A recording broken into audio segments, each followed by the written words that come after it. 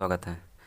आज हम लोग कुछ क्वेश्चन देखेंगे, काफ़ी इंपॉर्टेंट है और 1 सेकंड में लग जाएगा। अगर आप इसको देख लिए तो कोई भी क्वेश्चन रहेगा 1 से 2 सेकंड में मैक्सिमम लगेगा। जैसे हमारा पहला क्वेश्चन दिया है कि किसी वृत्त की त्रिज्या को 12% से बढ़ा देने से उसके क्षेत्रफल में कितने परसेंट का परिवर्तन होगा।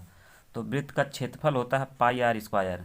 देखिए यहाँ पाई आर स्क्वायर है, तो यहाँ देखिए हम मानेंगे, जैसे अगर मान लीजिए इसकी त्रिज्या पहले 1 होती, अगर त्रिज्या 1 है, पाई तो कांस्टेंट है, तो 1 × 1 बराबर 1 होता। अब कह रहा है कि 12% बढ़ा दे रहे हैं। अब 12% बढ़ा दिए तो 1.12 हो गया, गुणे 1.12। अब ये बराबर हो जाएगा, देखिए कितना हो जाएगा, 1.2544, ये हो जाएगा इतना। अब देखिए कह रहा है कि कितने परसेंट का परिवर्तन होगा, तो पहले इसका था कितना, 1, अब हो गया है 12% बढ़ाने पर 1.2544। तो परिवर्तन कितना का हो गया, 0.2544 का। तो परसेंटेज में हो जाएगा तो इसमें 100 से गुणा हो जाएगा, तो यही हो जाएगा हमारा 25.44। ये डी वाला ऑप्शन सही है। अगला क्वेश्चन हम लोग देखेंगे अभी।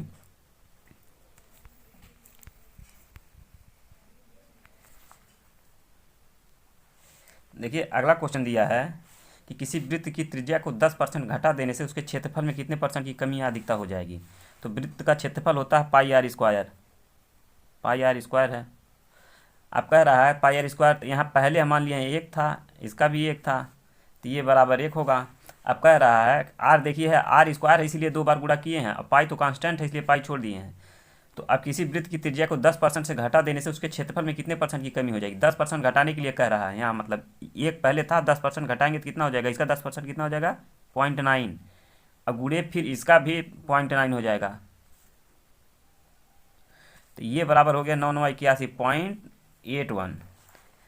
तो कितने परसेंट की कमी हो गई है। अब देखिए अगर 1 में से इसको घटाएंगे तो कितना आएगा, अगर 1 -1 करेंगे, 1 में से 0.81 घटाएंगे तो ये बराबर आएगा 0.19।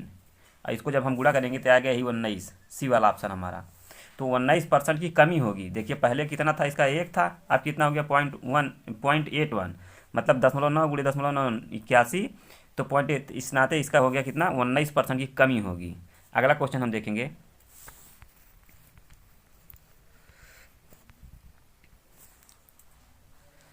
किसी आयत की लंबाई तथा चौड़ाई में 20% की वृद्धि करने पर उसके क्षेत्रफल में कितने परसेंट की वृद्धि होगी। तो आयत का क्षेत्रफल क्या होता है, क्षेत्रफल होता है लंबाई गुणे चौड़ाई, यही ना होता है, बराबर होता है क्षेत्रफल। तो अब लंबाई पहले मान लिए हम 1 थी, चौड़ाई 1 थी, तो इसका क्षेत्रफल 1 हो जाएगा। अब कह रहा है 20% की, किसी आयत की लंबाई तथा चौड़ाई में 20% की। अब अगर एक में ये 20% की वृद्धि करेंगे तो 1.2 हो गया, गुणे इसमें भी चौड़ाई में भी 20% की वृद्धि, तो 1.2 हो गया। अब ये बराबर कितना हो जाएगा, 12×144, 144 हो गया, दशमलव हो गया 0.44। अब देखिए 144 पहले कितना था, 1, अब कितना हो गया, 12% वृद्धि पे 1.44। तो कितने की वृद्धि हुई, 1.44 -1, कितना की हो गई, 0.44। और परसेंटेज में कितना हो जाएगा, यही 44%। तो इसका बी ऑप्शन सही है। अगर इसमें 100 से गुणा करेंगे 44% हो जाएगा, तो इसका बी ऑप्शन सही है। अगला क्वेश्चन हम देखेंगे।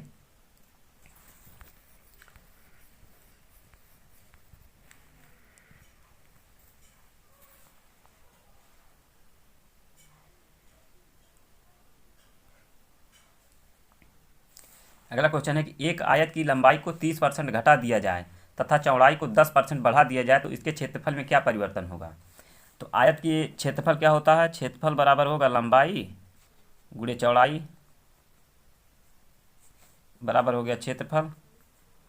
अब कह रहा है कि आयत की लंबाई को 30% घटा दिया जाए, पहले 1 थी लंबाई, अब फिर चौड़ाई भी 1 थी, तो क्षेत्रफल था 1। अब कह रहा है कि एक आयत की लंबाई को 30% घटा दिया जाए, लंबाई है तो 1 में से 30% घटाएंगे तो कितना हो जाएगा, 0.7, गुणे अब चौड़ाई को 10% बढ़ा दे, पहले 1 था, अब 10% बढ़ गया, तो इसका कितना हो जाएगा, 1.1। अब बराबर क्या हो जाएगा, तो 11×7=77, 0.77 हो गया। पहले 1 था, अब इसका क्षेत्रफल हो गया 0.77, मतलब कितने की कमी हो गई है, तो 0.23 की। तो परसेंटेज कितनी कमी हो जाएगी, 23% की। अगर 0.23 में 100 से गुणा करेंगे तो परसेंटेज निकालने के लिए, तो कितने की हो जाएगी, 23% की। तो ये ऑप्शन हमारा भी सही हो गया। अगला क्वेश्चन हम देखेंगे।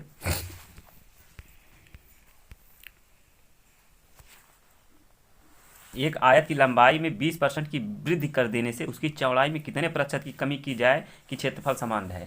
यहाँ देखिए आयत की लंबाई चौड़ाई दोनों मतलब एक में वृद्धि कर रहा है तो एक में कुछ नहीं कर रहा, कह रहा है कि उसकी चौड़ाई में कितने परसेंट की कमी कर दी जाए क्षेत्रफल पहले अपरिवर्तित रहे।